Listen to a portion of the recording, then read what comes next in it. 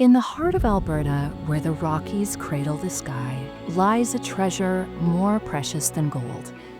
This is a story of water, the lifeblood of our province, and the guardians who stand watch over its purity and abundance.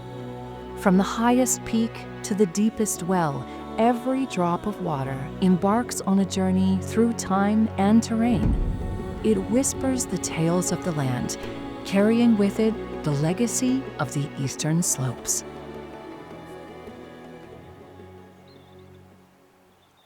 And so the Eastern Slopes, to me, are the headwaters of all the rivers that flow eastward through southern Alberta. And if it wasn't for the Rocky Mountains and their ability to catch and store snow and rain, we wouldn't have prairie rivers. The healthy ecosystem in our headwaters contributes to so much, not just for Albertans, but for food and for agricultural use and for people downstream, that taking care of the headwaters helps with all of that as well. The water within the Eastern Slopes is incredibly important to me. I have been able to have so many amazing memories within those areas. Just being able to go out and see the natural beauty that it houses, the wildlife, the amazing plants that it has there. It's quite a beautiful landscape. It's one of the few places, particularly in southern Alberta, where you can go today and still see, for the most part, the assemblages of plants and animals that would have been here 300, 400, 500 years ago. You can't say that about most other places. And then beyond that, I mean, it's just spectacularly aesthetic. The scenery, it's an iconic landscape. So it's spiritually, it's just really important to me. And I've been hiking, snowshoeing, riding horses in that landscape since the early 1970s. So to me, it's very special. Ecologically, it's absolutely unique. It is so darn high, does such a good job of capturing snow and rain from all those moist Pacific air masses moving from BC into Alberta. And it captures that rain. In the winter, it captures it as snow and lets it go nice and gentle in the spring and the summer. And in the summer, it picks up rain too, a lot of it. And it's the creeks and the rivers that move from the west to the east, out across the foothills and into the prairies that are essentially like a lifeblood for all of our land uses. I mean, we don't have a single land use that isn't entirely dependent on water.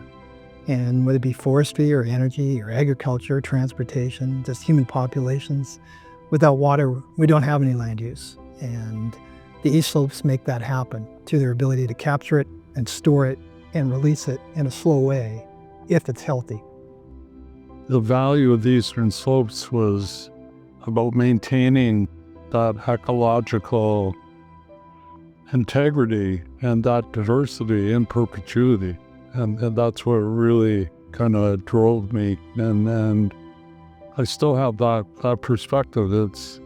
I'm dating myself now. It's been, 54 years since I first saw the mountains in Alberta. And it's been 49 years since I had the fortune to start developing the land use plans with others like Lauren Fitch and a whole bunch of folks who are now all retired to protect and maintain in perpetuity the ecological integrity of the region. For a long time, the Eastern Slopes were sacrosanct for the government and for the people who lived here. They were basically told to leave them untouched because the water was such an important resource. And then now we're getting to this situation where they're very touched. And as such, I think we're very soon going to see the degradation of our, not only quality of our water resource, but our quantity as well. If you're logging up in the headwaters, it destabilizes the soil. And a lot of sediment runs into the water, and it's not good water quality, and it affects the quantity, and it affects the groundwater because there's no roots to hold that water. So it's just all cumulative, and it's really scary. I'm really worried about my children and my grandchildren now. I can honestly say that. I'm worried about what this place is going to look like in the future, but I like to think I'm an optimist. So there's still hope, but we need to start now before it's too late. Our mismanagement, misunderstanding, or at least inability to translate understanding of cumulative effects to management decisions.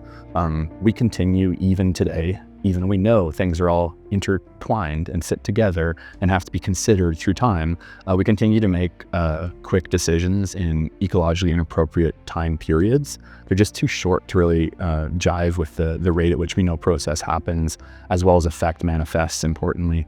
So at the proximate level, I think that's the big threat in my mind, be it as we talk about forestry or as we talk about, coal mining, two hot topics in current times in the Eastern Slopes in terms of habitat and wildlife conservation. We, as a people, stopped the coal mining efforts that were being pushed forward over the last few years, but they still percolate in the background, and we know that there are efforts being made to restart those efforts. And so we need to stop and need to continue to push against that. And then forestry, well, it doesn't take much to go looking in the Eastern Slopes and Kananaskis or south to know that there's a lot of forestry going on out there. Well, the way that we've been managing our headwaters, it literally has to change, because what has been done for the past 50 or 60 years with the forestry and the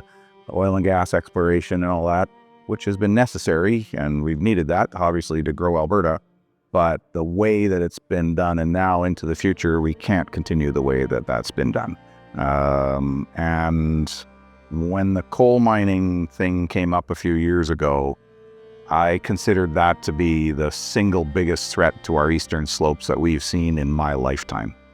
So for there to be all of a sudden significant amounts of coal exploration, which ultimately would lead to coal mines and the effect those have on our watershed, that to me was really a major wake-up place for a few years ago, and unfortunately that hasn't gone away. Well, what we know the threat coal development will bring is contamination. There is no open pit coal mine development that has been able to mitigate selenium leaching into the water. There's two parts to it too. We see studies that we've done with our toxicologist on air particulate matter and what that means for our soil and leaching into our soil, which eventually leaches into our waterways. So those air particulates actually affect all our tributaries, not just our main watershed. But if we start to pull for a thirsty business like coal, we're going to be washing dirty coal, as people would say, with water we don't have, and pulling water licenses from areas that don't have, or over allocation. And more we're concerned when we speak with political leaders, people making these decisions, that they don't actually even understand the landscape, and in some cases haven't even been in these landscapes. We've heard them say it's not pristine land, it's not happening in major watershed. Well, I think that's Education 101. The old man is the headwaters of our water that run all the way to Hudson Bay. So we're worried about quantity and quality when it comes to coal development and the impact it'll have in our water. We were preparing for the Grassy Mountain hearing. We had a coal quality expert reach out to us and say that based on his expert opinion, that the coal quality and market value that Grassy Mountain was purporting in the region wasn't there, that it was of lower quality and lower market value than they had been putting out in their reports. And that coal quality would continue to decline because the highest quality coal was at the surface, and it would just go down as the years of the mine went by. And so then he presented this as an expert witness at the Grassy Mountain mine hearing.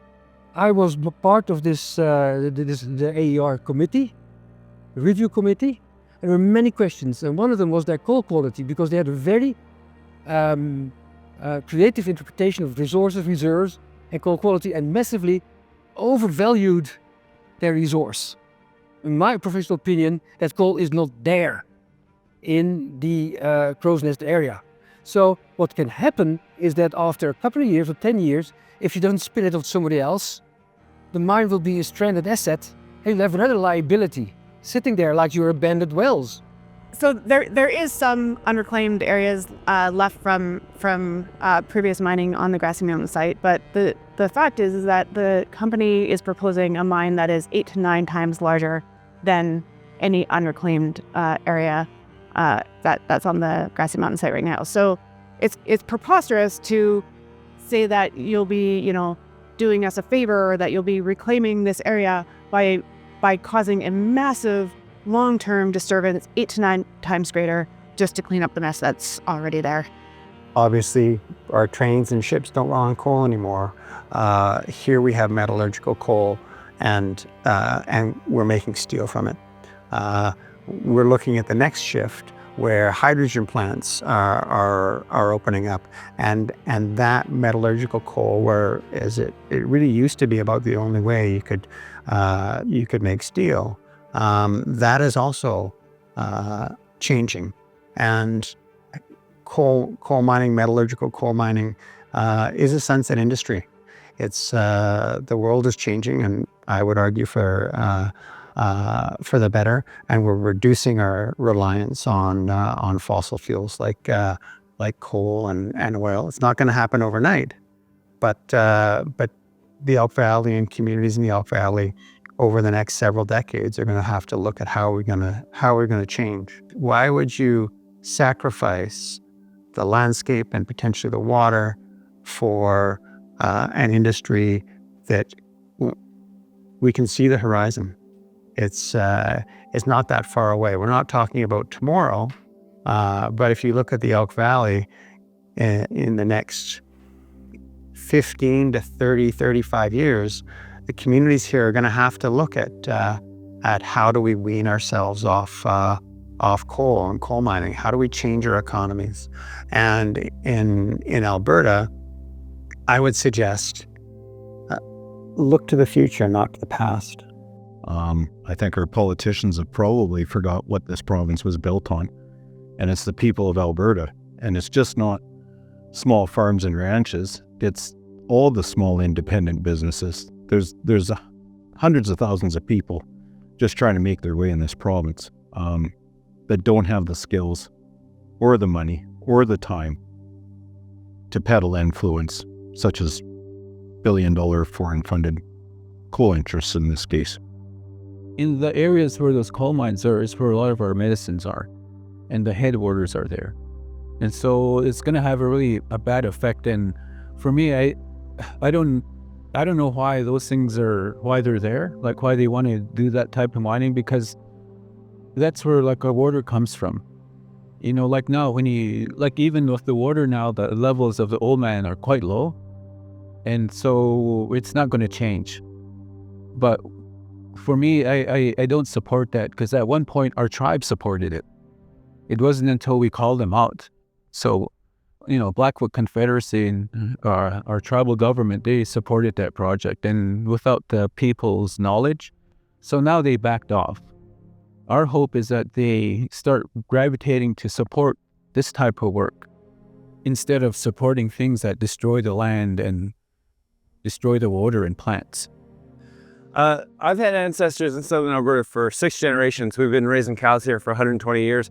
And Southern Alberta is built on irrigation and water. The agricultural economy here is built on it. Coal mines are about the dumbest idea I've heard for a long time. And it's interesting because I'm not anti-resource, and I wasn't brought into this by leftists or eco-maniacs. I was brought into this coal fight by generational ranchers who are going to have their places wiped out by open pit mining. And to do anything to threaten our water at this point in time in Southern Alberta is insanity to me, because we're in a multi-year drought, and coal mining is a very thirsty business. It's going to take a whole bunch of water allocation upstream, and it's also going to mess up what's water that's left, because almost every single open pit coal mine ever on the globe has contaminated the groundwater with selenium, and you cannot, despite what the coal companies tell you, you can't fix that. For thousands of years, it's in the water table. And as far as I can tell, nobody wants these mines. We all saw what happened in 2020 when people rose up and screamed that the government made them walk back the change to the coal policy. But nobody wants this. Like, the polling is 75, 80% against. I've hardly talked to anybody that wants it. There's a handful of people in the Crow's Nest Pass that want the jobs, of course. Other than them and the foreign coal companies and the government, I do not understand why we're doing this. the old man headwaters, that's a finite resource. There's only so much water there, and we're in a multi-year drought right now. I saw the reservoir 3 days ago, and it's really low. And everybody in ag will tell you that we're short on water and we're in a drought. And this is a ridiculous time for us to be messing around with our water sources with coal mining that we don't want and we don't need. You know, when you look at the risks, which is the threat to our water source, I mean, what could be more important than our water source? Both the quality of our water, but also the quantity when it comes off, flood and drought mitigation, having that constant regular supply of water. There could be nothing more important, I don't think. It's really clear. The science is really clear on the threat of coal mines. The science is really clear on what happens when we clear cut our headwaters or when we build too many roads or trails. And so I think it's easy to think that, well, if this is clear and the outcomes are clear, the government will just do something about that. And that we can sit back, or maybe organizations like CPAWS will take care of it. And clearly there's a role for organizations and some of these leaders that we've seen in these issues. But we only have that power because of the power of people taking action. And so if we do sit back and allow business as usual, if we allow to continue to manage these landscapes like we have been, we aren't going to have the quality of life here in Alberta that I think many of us are here for, moved here for, or stay here for, or, you know, are really proud of because the legacy of generations and generations on the landscape. Coal mining is just one of many threats to southern Alberta's water sources. Industries such as oil and gas extraction, forestry, and commercial development all pose significant risks, leading to water overuse, pollution, and habitat destruction. My review of the way that we're handling timber harvest, as an example, is that we're stuck in the dogma of the 1950s, despite the fact that there is more up-to-date research that helps us understand that the scope and scale of industrial scale forestry will not benefit us into the future, particularly related to water, but also things like biodiversity and the recreational attributes, the things that are part of Albertans' DNA. So we have a footprint of timber harvest that's large and growing, and that has a major influence based on more recent research on the hydrologic response of the watersheds. And in other words, how much moisture is captured and stored, how much of it's available for slow release. And with a larger logging footprint, we're ending up with greater and more frequent floods, which has some severe implications for downstream residents. And then we're ending up with less water for the summer, fall, and overwinter. And here we are in the midst of a drought that climatologists suspect will persist for the foreseeable future. And yet we are not taking care of the places that provide the water that give us our survival, our economic advantages, and our recreational attributes, which is giving us a bunch of problems. And you know, I'll just home in on one because my background is as a fisheries biologist. Every native fish, every native trout in the eastern slopes, from the Montana border to northern Alberta, is now in some imperiled state, either a species at risk, either endangered or threatened. And if we viewed fish as report cards, if we reviewed them as indicators and a sense of how well we're doing in terms of managing the eastern slopes, we would probably get a D- or an F. Everything that we do in the uplands, whether it's logging or grazing or oil and gas development or recreational activity, in particular motorized recreational activity, all of that flows downstream through a fish. And if the fish are disappearing, that should be a significant signal to us that we've got to change the way that we look at the eastern slopes and how we manage the eastern slopes. And now we're seeing mountain streams that are typically pristine and literally gym clear, and now they've got color in them all season long because there's this sediment that's there because we've logged so much of it. And I get logging needs to happen, industry is going to happen. It's a watershed that is a resource that is shared by so many people in this province, and so many people in this country come here to visit that. So many people from around the world come to visit that. If we're not willing to put regulations in place to protect these watersheds, to protect these fisheries, then we're going to have generations of people, not just Albertans, not just Canadians, but people from all over the world that are never going to know how incredible a resource we have in our backyard. I mean, how many people have come from all over the world to see it and leave here thinking that this is the most pristine and amazing river watershed they've ever seen, and they have no idea the battle we have in our backyard trying to protect it from industry. I think the biggest threat, it's just one more cut block. It's just one more quad trail. It's just one more little bit of mining. It's just one more this. And that's just the attitude we've had here when it comes to our landscape management for decades. It's just one more thing. How bad could it be, you know? And I think that that is just the attitude that has put us in that situation where it's death by a thousand cuts and we've just let industry roam free. It's just one more. What damage could it do? And that has just stacked up over a generation and left us in this situation. The tools that we work with aren't even enough in the toolkit. It's that the people in charge, the decision makers, do not want to prioritize nature. That's never been the situation. We always talk about how we can balance everything, and we've proven we can't. We've proven over the last few decades we are incapable of creating a good balance, right? And so I think it for anything to change, it's going to have to take a huge shift in attitudes for decision makers, and like unfortunately that is in politicians, and you know, that does bring us to the political system, and it is so hard to like get a decision maker to care about trout. You know, it seems so out of their realm of something they care about. But we've seen it is possible to shift political will. But I just think that, you know, management, as it trickles down from the heads of government, there needs to be an attitude shift, and not even an attitude shift, kind of like a worldview shift. We're putting short-term economic gain, I think, in many times ahead of a longer-term, more sustainable management of the eastern slopes, of its waterways, of its riparian areas, of its lakes and wetlands and everything else. You know, and we're going to end up spending much, much more trying to buy water or make water available later for those more fundamental needs than we're ever going to gain from fairly short-term economic exploitation of that habitat that is, you know, potentially irreplaceable if it's degraded far enough by those competing economic and recreational demands. We're in year 4, and I mean no water. We had maybe a measurable 25 mils of rain last year, and the prior 3 years was dry as well.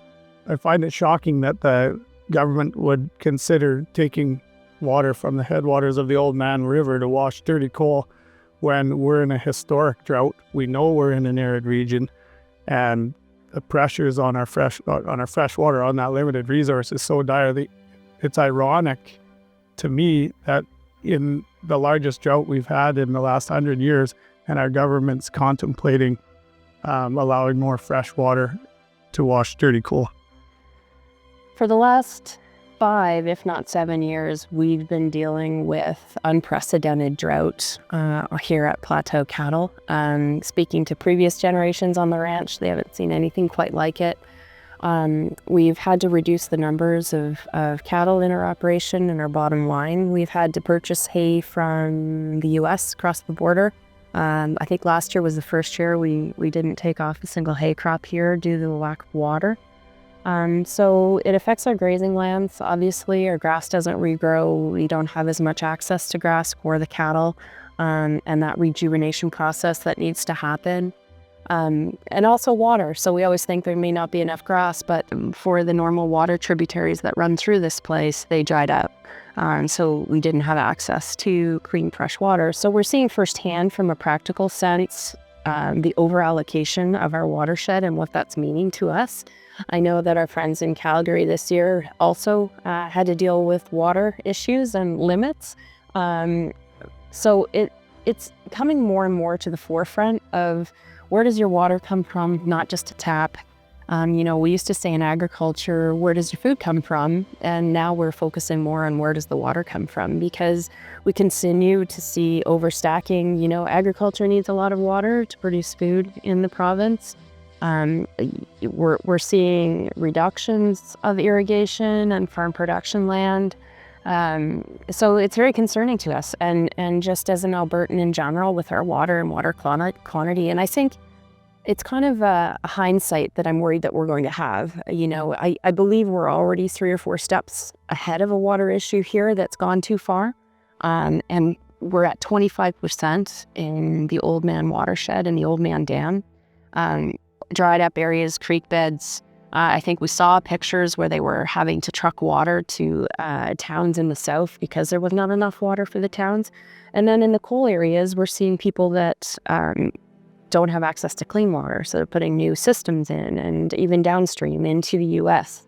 It's going hundreds of miles. So water's become more and more of an issue. I know we've seen more extreme weather patterns, more heat, more wind, less moisture. So I think how we handle this from an industry perspective is really important in agriculture. We've always looked at the land and water and how we manage that. But I think we have to look at industry as well and how we're stacking those resources in our major watersheds and landscapes. So this current drought has reminded us that if we don't get good storage of water through the winter in the kind of aquifers, streams, rivers of the eastern slopes, then we are really scarce of water on the plains throughout the rest of the year.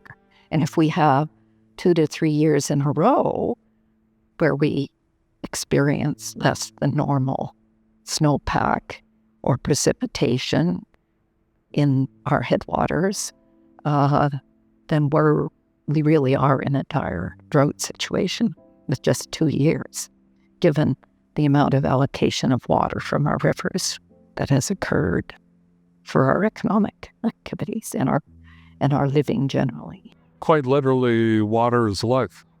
Without water, we will all die. When I think about water, I think about quality of water and quantity of water. Anything that affects or has the potential to affect water quality or quantity should be a concern to every Albertan.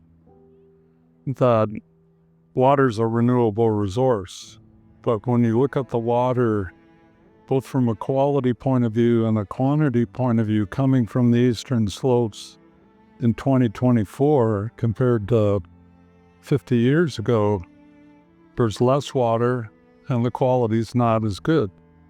So we're losing the volume over time and the quality is going down. And that should be a huge concern to people to really understand that.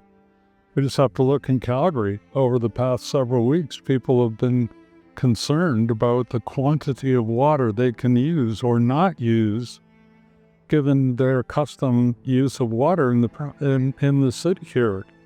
And people were really upset. Well, I can't water my lawn. Why can't I? The quantities disappeared. Well, that's what's happening up and down the eastern slopes from a natural climate change perspective. On the quantity side and on the quality side, whether it's potential coal mining, continued logging, oil and gas activity, all of those industrial activities have the potential to negatively affect quantity and quality and reduce that quality over time. We just have to look in the Elk Valley. We know all about what the effect of water quality is over there. And that's a great juxtaposition. Calgarians are concerned not so much about the quality of the water that they could consume over the last 3 or 4 weeks, but the quantity of water. People living in Sparwood a year ago or so couldn't drink their water. They had a lot of water, but they couldn't drink it because it was polluted. So it's really, really important for people to try to get their heads around that. Who cares if it's in the headwaters or if it's in a pond down here? There's water. What's the concern, right? Well, we know that that's not the case. The water that's in that area that's been altered by industrial activity is really susceptible to a lot of stressors that it wasn't when it was under the forested canopy or within the wetland riparian area. And that's that chances are when you invade those buffers that don't exist, or even when you invade the buffers that do exist, you're clearing overhead canopy. Well, when you're clearing overhead canopy, you do 2 things right away. One, you open that water up to a lot more solar radiation. So it's going to be evaporated. It's going to be warmer. You've probably washed some sediment and washed some other material into the water as you're doing this, clearing or brushing that is potentially harmful to the fish or other things in there. And then, of course, we talked about my work involving beavers. Well, if you go in and you clear out all this woody vegetation through timber harvesting or access to timber harvesting areas, which is where we see a lot of destruction, right? It's not just a cut block. It's the roads into the block and the bridges and the crossings and everything else. Well, then you've sort of deprived the beaver of its essential overwinter food source. And so they may stay there for the rest of the summer if they're not scared off by all the equipment, loggers and skidders and felder bunchers and everything else. But chances are they'll have to leave that area in the winter because they won't have the trees they need to knock down to get branches to make a food cache under the ice. And then, of course, all the beaver benefits we talked about earlier kind of go away as well. And so I've definitely had some major concerns over less than ideal riparian and wetland management by some of this industrial activity. And more than once have been told, no, they're aware that's a semi-permanent wetland. So they're or even a seasonal wetland. They're going to bring in equipment that will bypass it, or there'll be swamp mats, or there'll be other things. And on paper, all those plans are certainly in place. And then as I'm standing there with my binoculars looking at the beavers in the pond, I hear over my shoulder, and here's this tracked excavator just plowing right over everything. And I'm going, well, that wasn't supposed to happen. And so then I'm taking, of course, photos and drone photos and sending it along to folks. And by then, the damage is done. It's too late. Well, they won't do that again now that they know. But you showed me beforehand that they knew, and they still did it anyway. So I don't have a lot of confidence that something's going to change next time. Things aren't the same as they were maybe like 10 or 15 years ago. And so when we want to get really fresh water, we got to go further and further up to the mountains. So the further we go down, everything seems to be more unsafe. That includes the animals, but it's all based on the water. So if they're drinking that water and if we're using it, then it has these chemicals in it, so it's bound to have this reaction and have a change to the land. And so that's something like mitigating things like that upstream where they don't happen it'll take a lot of work, because I'm part of that program too, is to see how we can make things better downstream, because there's always somebody downstream that's going to use the water, and we're responsible for keeping it clean. And so today, I cannot drink my own house water. I don't let my grandchildren, because it's contaminated. And I had the sacred Blackwood sweat ceremonies. I have to go into town to get a jug of good water. In the middle of the ceremony, after we open the sacred door, we offer water inside, and we give Mother Earth, the earth beings, water. Then we drink water. I have to go to town to get water for my ceremonies that I have a right to run. It has penetrated and affected my beliefs of thousands of years ago, of the old people in time immemorial, how long sweat lodges have been run.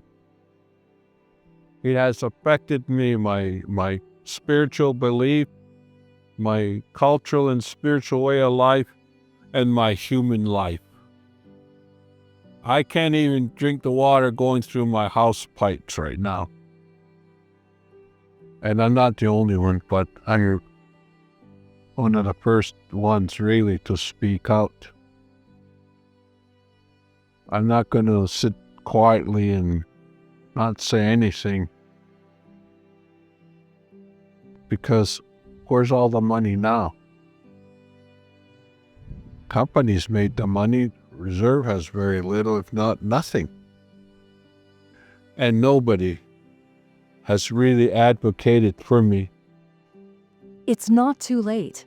Our actions today will echo through generations. It's time to choose a path that honors the water and the eastern slopes. Let's protect them for us and for tomorrow.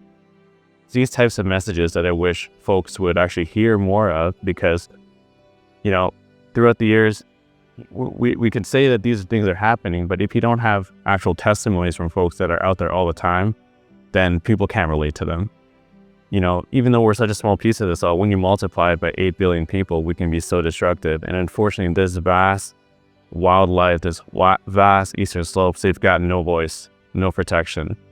And if we don't choose to protect it, no one will. And, one quote that I use a lot nowadays is, if not us, then who? And if not now, then when? And that's why I do everything I can every day to be a protector. I would say a lot of people, or a lot of people that I know, my friends, they are concerned about the issues, but they definitely do have the thought of, well, somebody else will have that conversation, somebody else will advocate for it.